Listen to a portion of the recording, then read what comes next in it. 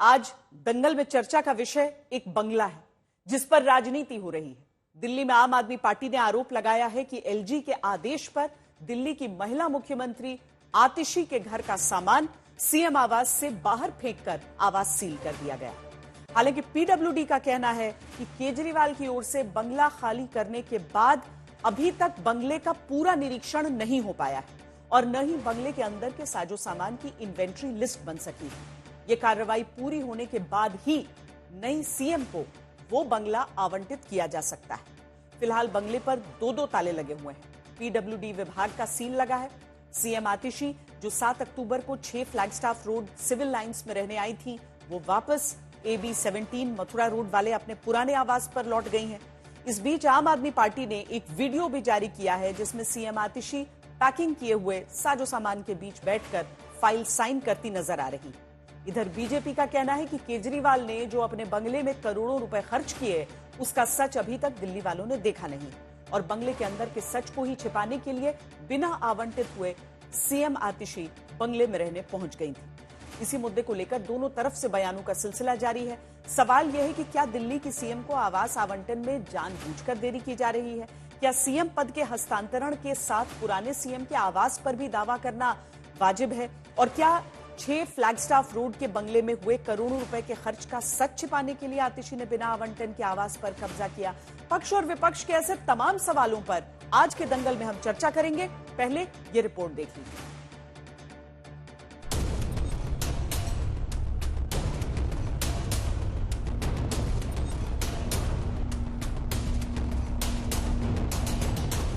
दिल्ली में सियासत का ये हाल है कि काम पर चर्चा नहीं, बंगले पर बवाल है। एक तरफ सीएम आतिशी हैं, जिन्हें केजरीवाल ने कुर्सी सौंपी है, वो बंगले पर भी दावा कर रही हैं। पैकिंग किए हुए सामान के बीच बैठकर काम करते हुए वीडियो जारी कर रही हैं। दूसरी तरफ नियम कानून की लगाम खींची जा रही है, जिसमें बंगला आवंटन के कायदों के कसीदे पढ़े जा रहे हैं। हालत यह है कि दिल्ली में 17 सितंबर तक मुख्यमंत्री के आवास के तौर पर चर्चित बंगले में आज दो ताले पड़े हुए हैं। लोक निर्माण विभाग ने बंगले को सील कर दिया है। महिला मुख्यमंत्री का सामान उसके सीएम हाउस से कल फेंकवा दिया गया। सीधा ये आरोप लगाना कि उनका सामान फेंक दिया, कदर दिल्ली की मुख्यमंत्री झूठ बोल रही है। सोमवार 7 अक्टूबर को ही सीएम आतिशी अपना सारा सामान लेकर 6 फ्लैग स्टाफ रोड वाले बंगले में रहने आ गई थी, लेकिन पीडब्ल्यूडी ने बंगले के निरीक्षण और इन्वेंट्री बनाने का हवाला देकर 9 अक्टूबर को बंगला सील कर दिया। हवाला दिया गया कि केजरीवाल के बंगला खाली करने के बाद बंगले के अंदर निरीक्षण और इन्वेंट्री लिस्ट बनाने का काम नहीं हो सका था, क्योंकि चाबी वापस ले ली गई थी। 6 अक्टूबर को लिखी चिट्ठी में पीडब्ल्यूडी ने कहा कि बंगले के अंदर का निरीक्षण और पूरा ब्यौरा बनना अभी बाकी है, इसलिए चाबी विभाग को सौंपी जाए। केजरीवाल ने 4 अक्टूबर को बंगला छोड़ा था तो सुनीता केजरीवाल ने बंगले की चाबी भी दे दी थी, लेकिन वो चाबी वापस ले ली गई। 7 अक्टूबर को फिर आतिशी AB 17 मथुरा रोड वाले बंगले से अपना सारा सामान लेकर 6 flagstaff road civil lines वाले बंगले में रहने आ गई। 2 दिन भी नहीं हुआ कि पीडब्ल्यूडी ने बंगला खाली करा लिया। दिल्ली में कोई भी निवास पीडब्ल्यूडी का मुख्यमंत्री के लिए आवंटित है ही नहीं। हर मुख्यमंत्री अपनी सुविधा के हिसाब से बंगला लेता है और ये जो भ्रष्टाचारी शीश महल है, ये अरविंद केजरीवाल के नाम अलॉट था। ये आतिशी मार लेना भी ले सकती हैं, इसमें कोई आपत्ति नहीं है, लेकिन कुछ कानूनी बाध्यताएं हैं जिनको पूरा करना होगा। ये जो बंगला है ये पीडब्ल्यूडी विभाग का है। अब अगर अरविंद केजरीवाल को वो मकान खाली करना है तो पीडब्ल्यूडी विभाग पहले एक इन्वेंट्री तैयार करेगा, वो सामान चेक करेगा कि हमने जो सामान इस बंगले में लगाया था वो पूरा है कि नहीं है, क्योंकि ऐसे उदाहरण कई हैं हिंदुस्तान में। यूपी के पूर्व मुख्यमंत्री थे जो टोटी और AC उतार के ले गए थे। दरअसल केजरीवाल के इस बंगले के पीछे सियासी दांव भी है। आरोप है कि केजरीवाल ने सीएम रहते हुए इस बंगले की मरम्मत में करोड़ों रुपए खर्च कर दिए, लाखों रुपए के तो पर्दे ही लगवा दिए। अब केजरीवाल के हटने के बाद बीजेपी उस बंगले के अंदर की तस्वीरें दिल्ली वालों को दिखाना चाहती है। जैसे खिलजी ने अपने जमाने में दिल्ली को लूटा था, देश को लूटा था और अपना अय्याश गिरह बनाया था, बिल्कुल वैसे ही ये शीश महल बनाया हुआ है। अब जब पीडब्ल्यूडी विभाग ने कहा कि लाइए हमको इन्वेंट्री बनाने दीजिए, तो वो घर में घुसने नहीं देते हैं। उस प्रोसेस को ये करना नहीं चाहते। क्यों? क्योंकि इस भ्रष्टाचारी शीश महल में इनके भ्रष्टाचार के राज दफन है। वो खुलेगा तो दिखेगा लोगों को कि कैसे करोड़ों रुपए को लूट के अरविंद केजरीवाल ने अपनी अय्याश गिरह बनाई थी। बीजेपी का कहना है कि दिल्ली के सीएम ने कुर्सी छोड़ी तो बंगला भी छूटा, क्योंकि कानूनी औपचारिकता पूरी होने के बाद ही दिल्ली के सीएम को वो बंगला फिर से आवंटित हो सकता है। वैसे भी दिल्ली में 6 फ्लैग स्टाफ रोड से पहले कई और बंगले रहे हैं जहां दिल्ली के सीएम रहते आए हैं। 1993 में जब दिल्ली में विधानसभा बनी तो मथुरा रोड के इसी AB 17 वाले बंगले को मुख्यमंत्री आवास बनाया गया था। मदन लाल खुराना सीएम रहते हुए 33 शामनाथ मार्ग में रहे, तो साहिब सिंह वर्मा सीएम रहते हुए 9 शामनाथ मार्ग के बंगले में रहे। फिर सीएम का आवास बदला और शीला दीक्षित पहले AB 17 मथुरा रोड के बंगले में रही और दूसरी बार सीएम बनने पर 3 मोतीलाल नेहरू मार्ग में रही। 2013 में जब मुख्यमंत्री अरविंद केजरीवाल बने तो वो गाजियाबाद के अपने आवास पर ही रहे, लेकिन बाद में केजरीवाल 1650 वर्ग फीट के तिलक लेन वाले आवास में शिफ्ट हुए और फरवरी 2015 से 6 flagstaff road civil lines में रहने लगे। वैसे फिलहाल आतिशी मथुरा रोड के उसी AB 17 मथुरा रोड वाले बंगले में रह रही हैं, जहां सीएम रहते हुए कभी शीला दीक्षित रह चुकी हैं। आज तक ब्यूरो। तो हमारे साथ जो खास मेहमान जुड़ रहे हैं उनसे परिचय आपका करा दें। भारतीय जनता पार्टी के प्रवक्ता सरदार RP सिंह हमारे साथ जुड़ रहे हैं, ओनिका मेहरोत्रा जो कि कांग्रेस की प्रवक्ता हैं, राजेश गुप्ता आम आदमी पार्टी के प्रवक्ता हमारे साथ जुड़ रहे हैं। हम चर्चा शुरू करें उससे पहले एक छोटा सा वीडियो भी आपको दिखाते हैं। दिल्ली विधानसभा में जो LOP हैं और भारतीय जनता पार्टी के नेता विजेंद्र गुप्ता ने ये वीडियो बनाया है, पहले से देखते हैं फिर हम चर्चा शुरू करते हैं। आतिश जी के निवास पर आया हूँ उनसे मिलने के लिए, और ये वही निवास है जहाँ पर शीला दीक्षित जी 10 साल रही हैं मुख्यमंत्री के रूप में, और यहाँ पर आतिश जी रह रही हैं और यहाँ इनका ऑफिस भी चल रहा है, अंदर सारा स्टाफ भी है और ये फर्स्ट क्लास बहुत बढ़िया घर यहाँ पर है इनके पास। और मुझे समझ नहीं आ रहा कि जब इतना बढ़िया घर इनके पास है तो आइए जरा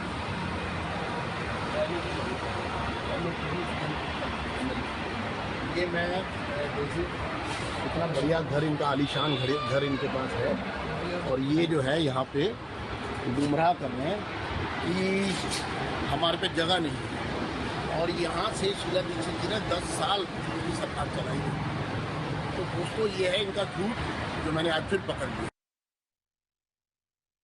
चलिए, बस आरोप लग रहे हैं। आशुतोष भी हमारे साथ जुड़ चुके हैं। राजेश जी, पहला सवाल मैं आपसे ही पूछना चाहती हूँ। एक तो ये जो विजेंद्र गुप्ता जी जो तस्वीरें दिखा रहे हैं, कह रहे हैं कि आतिशी जी के पास पहले से ही एक घर, आलिशान घर था, आखिर क्या हड़बड़ी रही, क्यों बिना आवंटन के पहुंच गई वहां पर। जो तमाम आरोप लग रहे हैं, जो ये पूरा मुद्दा बताया जा रहा है कि क्या कुछ वाकई आप लोगों के पास छुपाने के लिए था जिस वजह से ये किया गया है? श्वेता जी, दरअसल विजेंद्र गुप्ता जी बड़े परेशान हैं क्योंकि उनकी पार्टी 27 सालों से दिल्ली के अंदर वनवास झेल रही है। दिल्ली की जनता ने एक बार गलती करी, भाजपा को जिताया, 3 मुख्यमंत्री इन्होंने बदल दिए, कुछ नहीं करा। 27 साल का वनवास इनको तंग कर रहा है कि अब ये क्या करें। तो जनता के मुद्दे उठाने की बजाय बेफिजूल की बातें उठाते हैं। बात नंबर 2 ये है कि मैं तो बहुत खुश होऊंगा अगर विजेंद्र गुप्ता जी जाके प्रधानमंत्री जी का भी आवास दिखा दें, कितना आलीशान है, कितना खूबसूरत है।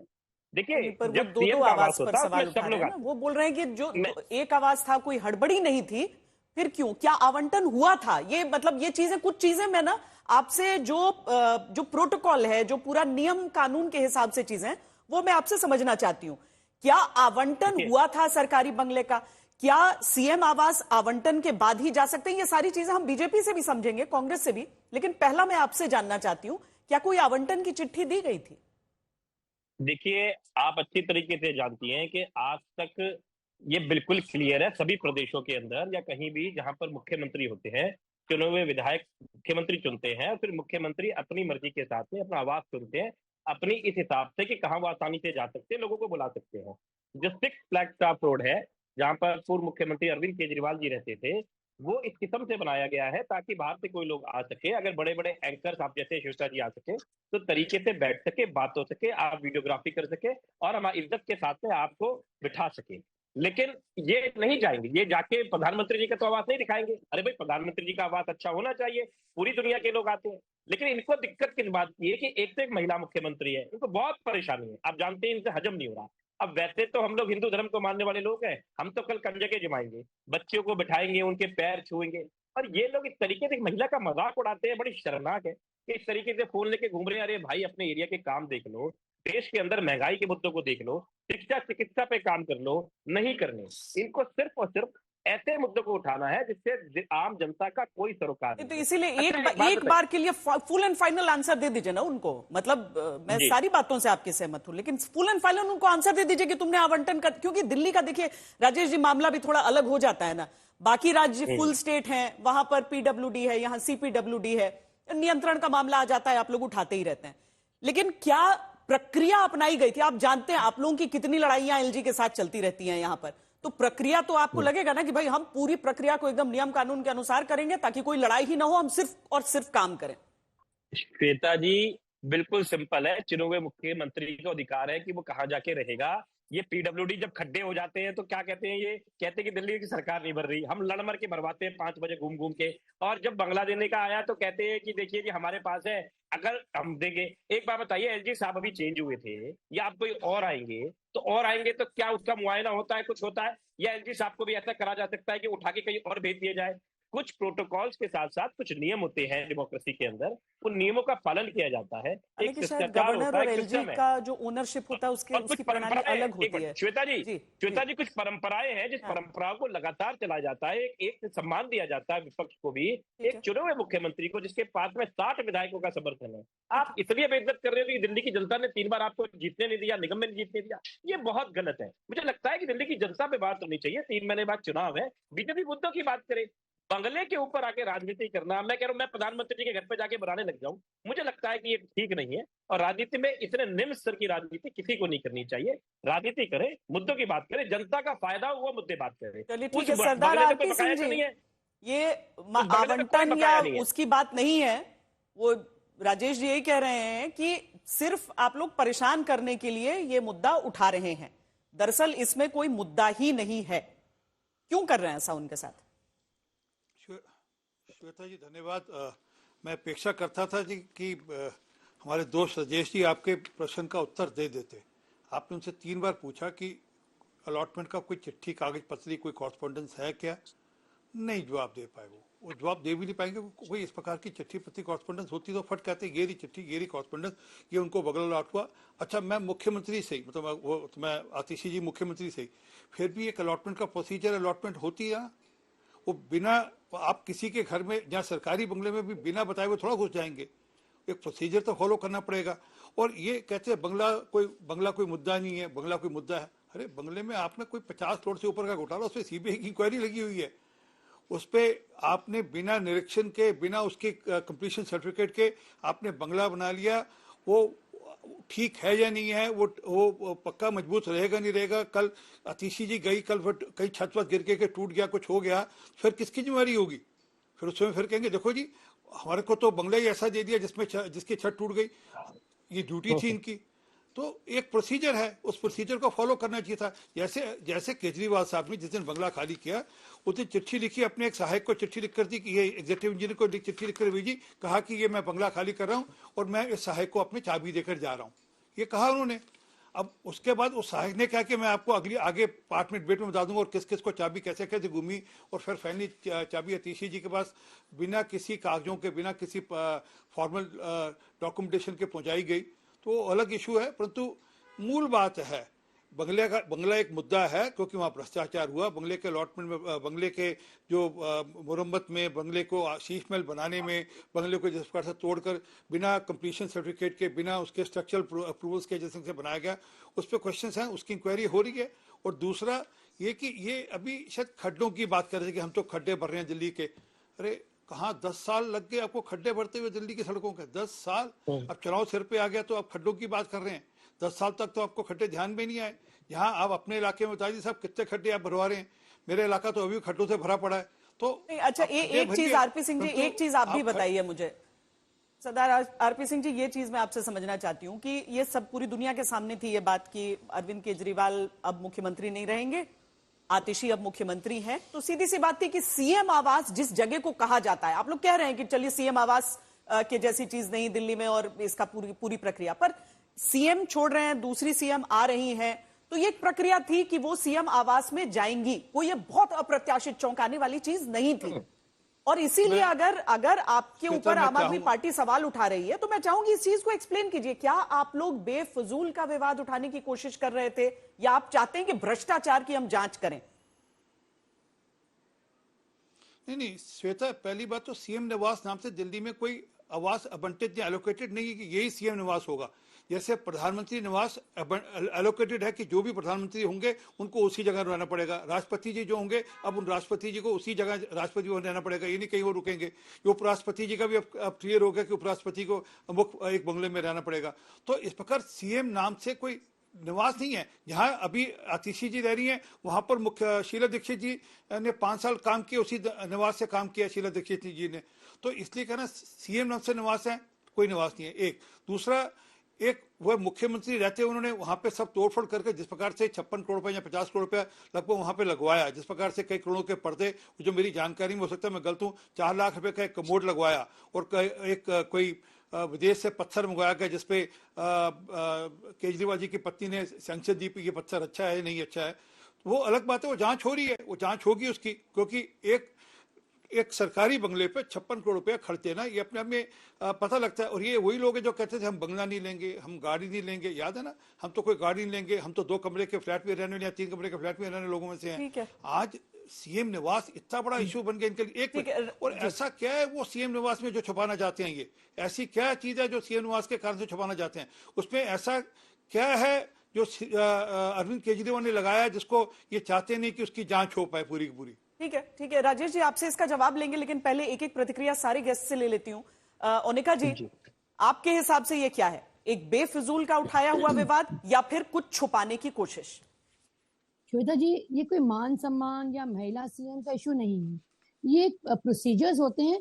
अगर प्रोसीजर्स फॉलो किए गए होते तो इसमें कोई आपत्ति नहीं, कौन आएगा कौन नहीं आएगा। देखिए, as a CM she can give preference, वो दे सकती है कि मैं वहां रहना चाहती हूँ, बट प्रोसीजर्स फॉलो हो जाए तो कोई इशू नहीं है। अब उसमें क्या लगाया क्या नहीं लगाया, जाहिर सी बात है इंस्पेक्शन हमेशा होती है। आप किसी को एक विम्स एंड फैंसीज में एलोकेट करके खुद डिसाइड करके you walk in I walk out, आप वो नहीं कर सकते। देखिए, इस वक्त दिल्ली की समस्या और आने वाली है, अब स्मॉग का इशू आने वाला है, फिर आप स्कूल बंद कर देंगे, फिर ये चीज आएंगी, उस पर ध्यान दीजिए ना। बात ये है, आपके ऑलरेडी घर है, आपको अगर उसमें शिफ्ट होना है, वेट, अप्लाई फॉर इट। नहीं देते तो फिंगर पॉइंट करते हैं उनको कि देखिए एलजी हमें आने नहीं दे रहे। बिना आपने एक चेक्स एंड बैलेंसेस के अब आरोप लगाओगे तो हर बार ये मेलोड्रामेटिक ड्रामा नहीं चल सकता।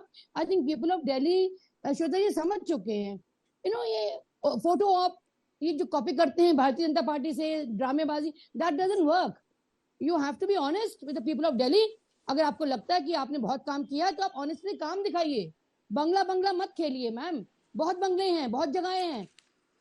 आप महिला मुख्यमंत्री, पूरा सम्मान है आपका, बिल्कुल निश्चित रूप से पहली प्रायोरिटी होनी चाहिए देने के लिए, लेकिन प्रोसीजर फॉलो हो जाते, दैट्स अबाउट इट। नहीं होते तो एलजी का हम एलिगेशन डेफिनेट लगाते और हम सब मिलकर लगाते हैं, देखिए ये अन्याय है।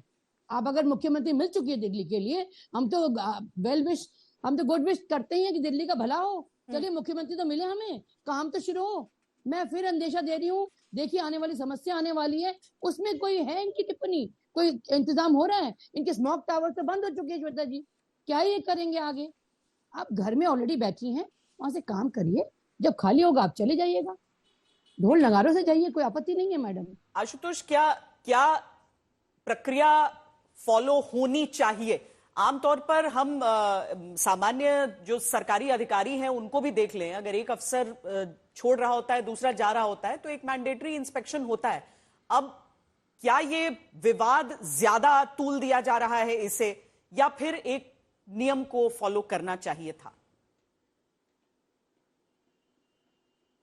श्वेता जी, ये सवाल नियम कानून का है ही नहीं, ये सवाल बदले की राजनीति है।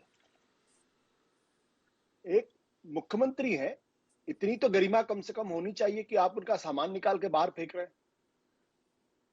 क्या अभी तक गुलाम नबी आजाद का सामान निकाल के फेंका गया क्या? फरवरी 2021 को वो राज्यसभा के पद से वो च्युत हो गए थे, लेकिन गुलाम नबी आजाद का सामान नहीं फेंका जाता। राहुल गांधी का सामान और उनको एविक्शन का नोटिस भारतीय जनता पार्टी की सरकार की तरफ से दे दिया जाता है। आपको याद होगा, जब राहुल गांधी की सदस्यता गई, अगले दिन उनको नोटिस मिल गया कि आप बंगला खाली कर दीजिए। तो गुलाम नबी आजाद और राहुल गांधी के बीच में जो फर्क है वो समझना पड़ेगा, क्योंकि गुलाम नबी आजाद भारतीय जनता पार्टी के चहेते हो गए पिछले कुछ दिनों से, और राहुल गांधी चहेते नहीं, लगातार उनके ऊपर हमले कर रहे हैं। एक मुख्यमंत्री के सामान को फेंका जा रहा है, ये बिल्कुल उसी तरीके की राजनीति इस देश के अंदर हो रही है जिस तरीके से कि तमाम ऐसे देशों के अंदर राजनीति होती है जहां लोकतंत्र परिपक्व नहीं होता है, जहां एक सरकार जाने के बाद दूसरे देश या प्रदेश राज्य के प्रधानमंत्री देश छोड़ के कहीं और चले जाते हैं या उनको फांसी के तख्ते पर लटका दिया जाता है। यह बहुत ही खतरनाक राजनीति हो रही है इस देश के अंदर कि आपको मैं मान सकता हूं कि हो सकता है इसमें नियम का पालन न किया गया, मैं मान सकता हूं इस बारे में। मैं ये भी मान सकता हूं कि कुछ प्रोसीजरल प्रॉब्लम रही होगी उसमें, लेकिन आतिशी दिल्ली की चुनी हुई मुख्यमंत्री हैं, 60 विधायकों का उनको वो मिला हुआ है, समर्थन है उनके साथ, और आप उनका सामान ऐसे उठा के फेंक दे रहे हैं। तो ये भी दर्शाता है कि इस देश के अंदर दो तरीके के कानून, एक कानून वो है कि जो आपकी आलोचना करे, आपकी सरकार की आलोचना करे, तीखी तौर पर आलोचना करे, उसका सामान उठा के बाहर फेंक दो, और इस बात का बिल्कुल ख्याल मत रखो कि उनकी संवैधानिकता क्या है, उनकी गरिमा क्या है, उनकी मर्यादा क्या है, आप दुनिया को क्या संदेश देना चाहें। यह खबर सिर्फ हिंदुस्तान के अंदर नहीं छपी होगी, खबर हिंदुस्तान दुनिया के तमाम देशों में भी छपी होगी, और वहां यही लोगों ने समझा होगा कि भारत का लोकतंत्र ऐसा है जहां विपक्ष का अगर कोई मुख्यमंत्री होता है तो उसका सामान के सेंट्रल गवर्नमेंट उठा के फेंकवा देती है।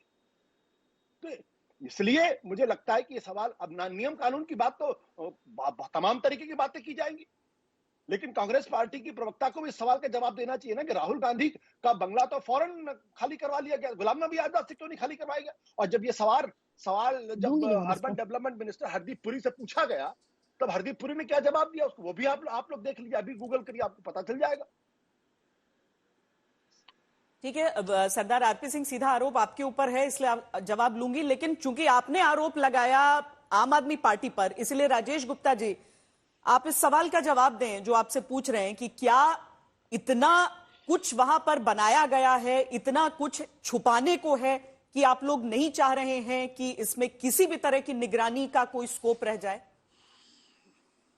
श्वेता जी, दो बातें हैं। पहली बात तो यह है कि शायद भाजपा को दिक्कत इस बात की है कि अरविंद केजरीवाल जी ने अपने लिए कोई बंगला क्यों नहीं बना दिया, मुख्यमंत्री के लिए बनाया। अब आरपी सिंह साहब ये जानते हैं कि शायद आने वाली 7 पुश्तों में भाजपा जीत नहीं सकती, इसलिए ऐसे खाली कराना चाहते हैं। अरे भाई, मुख्यमंत्री के घर है, आप 3 महीने बाद चुनाव लड़ो, जीत के आप घुस जाना उसके अंदर। सिंह साहब, मैं आपको शुभकामनाएं देता हूं कि आप चुनाव लड़ लो, इस बार आप जीत जाओ, आप मुख्यमंत्री बना दे आपकी पार्टी।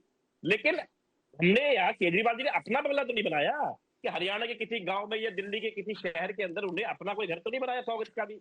अब आपको दिक्कत क्या है? मुख्यमंत्री घर है साहब, पर्सनल घर नहीं है केजरीवाल जी का, इस बात को समझिए। अब जो मुख्यमंत्री बनेगा, आज आतिशी जी बनी, वो उसके अंदर गई, और 4 तारीख को जब अरविंद केजरीवाल जी ने चाबी दी, सबने देखा, मीडिया में चली, उस चाबी को उसी पीडब्ल्यूडी ने आतिशी जी को सौंपा, तभी तो आतिशी जी जाके बैठी। ऐसे तो था नहीं कि दरवाजा तोड़ के अंदर जाके बैठ गई, अपना सामान रखा।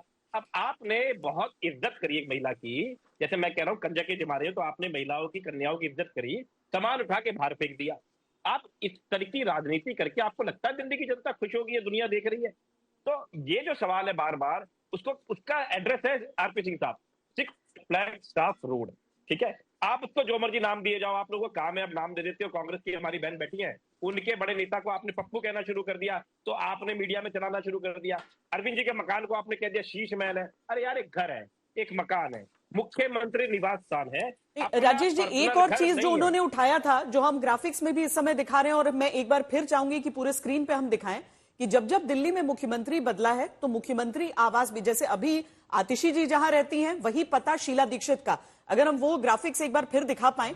जी देखिए, Arvind Kejriwal, 6 flagstaff road, civil lines, ये अरविंद केजरीवाल का बतौर मुख्यमंत्री ये पता रहा। मदन लाल खुराना, 33 शामनाथ मार्ग, उनसे भी आप और पहले की कुछ तस्वीरें देख लीजिए। साहिब सिंह वर्मा, 9 शामनाथ मार्ग में वो एक मुख्यमंत्री रहते हुए रहे, सीएम बदले, आवास बदला। Sheila Dikshit, AB 17 Mathura road. तो इस चीज पर भी मैं आपकी टिप्पणी जानना चाहती हूं कि दिल्ली में अगर सीएम आवास कोई आवंटित ही नहीं है, तो आतिशी जी ने क्यों ये निर्णय लिया कि वो अरविंद केजरीवाल जी वाले निवास में रहेंगे?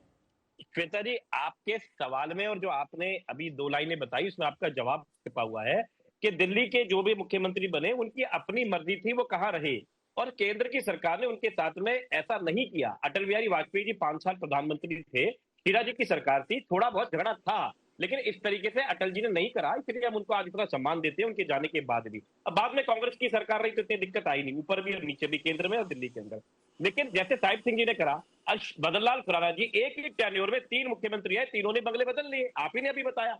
क्योंकि कहां आप कंफर्टेबल महसूस करते हो, कोई लक्की नंबर के हिसाब से चलता है, कोई दिशा देखता है, कोई अपनी विधानसभा, क्योंकि नेताजी की अपनी विधायक वो भी होती है विधानसभा, दिल्ली विधानसभा वहां से पास पड़ती है। आप बात समझिए, एलजी का घर वहां से पास पड़ता है, जहां सीएम साहब अभी रहते थे, अरविंद केजरीवाल जी का जो निवास स्थान था, वहां से एलजी साहब का घर भी पास है, दिल्ली विधानसभा भी पास है, और एक आदमी जहां कंफर्टेबल है उसे काम कर रहे हैं। तो अब आप इस तरीके की चीजें करके 5 साल जब जनता ने दिए हैं ना, जनता ने 62 विधायक दिए, 5 साल तक का तो वेट कर लें। उसमें 5 साल में इतने अड़ंगे लगाना, काम को ना करने देना, मुझे लगता है ये बहुत ही शर्मनाक बात है और इससे बचना चाहिए। मैं तो आपके माध्यम से कहना चाहता हूँ इन लोगों से कि राजनीति करें, लेकिन इतने निम्न स्तर की ना। और आरपी सिंह साहब बहुत अच्छे आदमी, उस बात को समझेंगे कि गलत हो रहा है, मुझे मालूम है वो अभी मान लेंगे कि ये गलत हो रहा है, ऐसा नहीं होना चाहिए। जी बताइए सिंह साहब।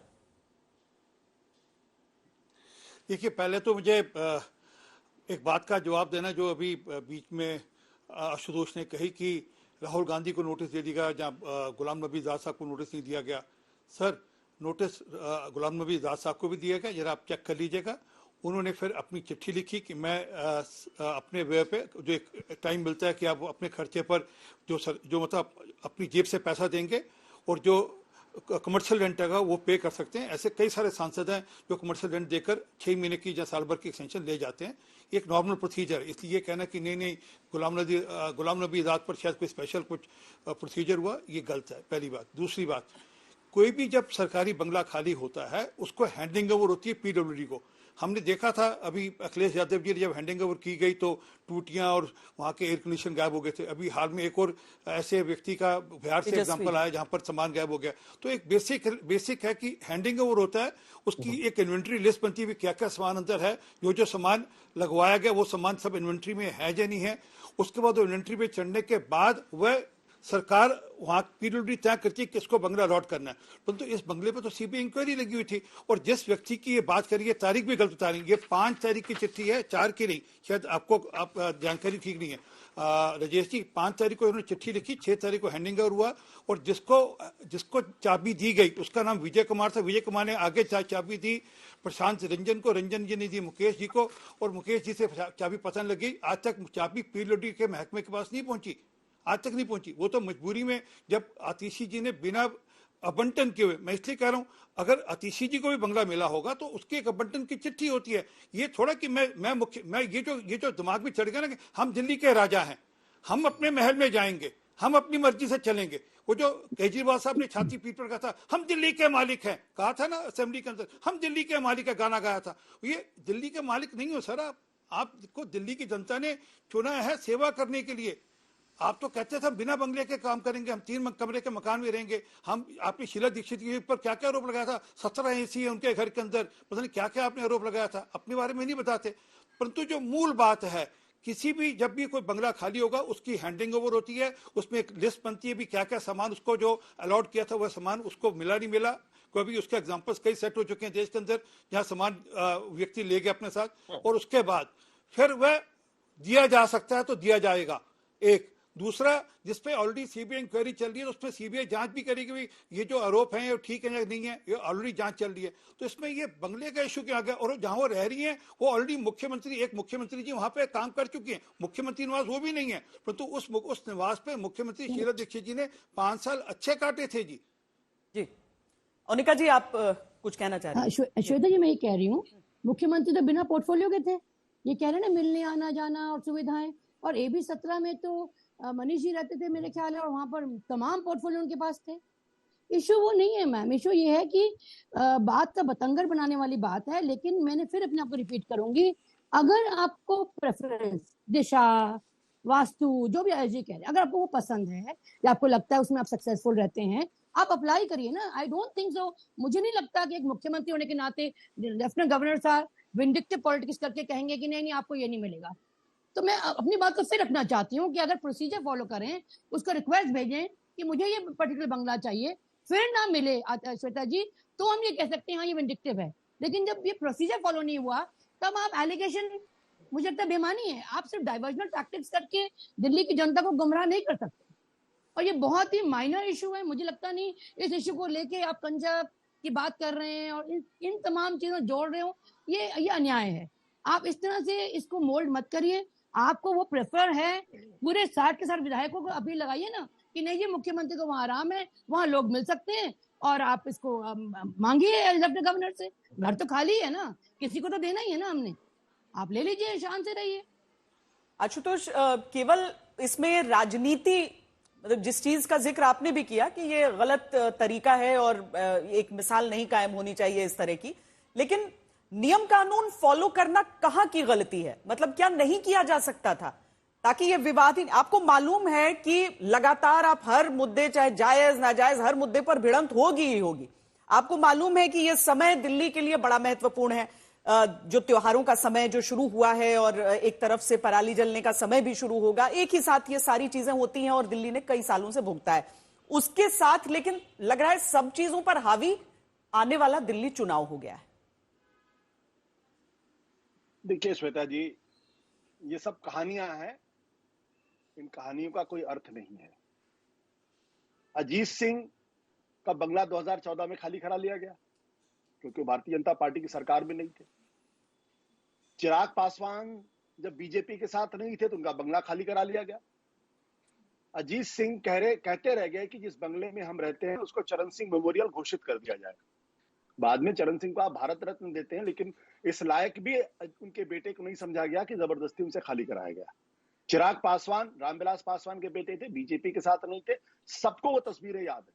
आज वो बीजेपी के साथ हैं तो कोई दिक्कत नहीं है। तो मैं जो बात कह रहा हूं कि चलिए मैं मान लेता हूं कि आतिशी ने अपना सामान वहां जबरदस्ती रखवा दिया।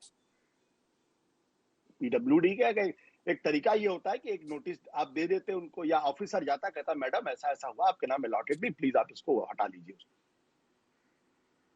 लेकिन अगर आप चुनी हुई मुख्यमंत्री को अगर आप इस तरीके से बेइज्जत करेंगे और सामान उठा के फेंकवाएंगे तो मुझे नहीं लगता इससे भारत का लोकतंत्र समृद्ध हो रहा है।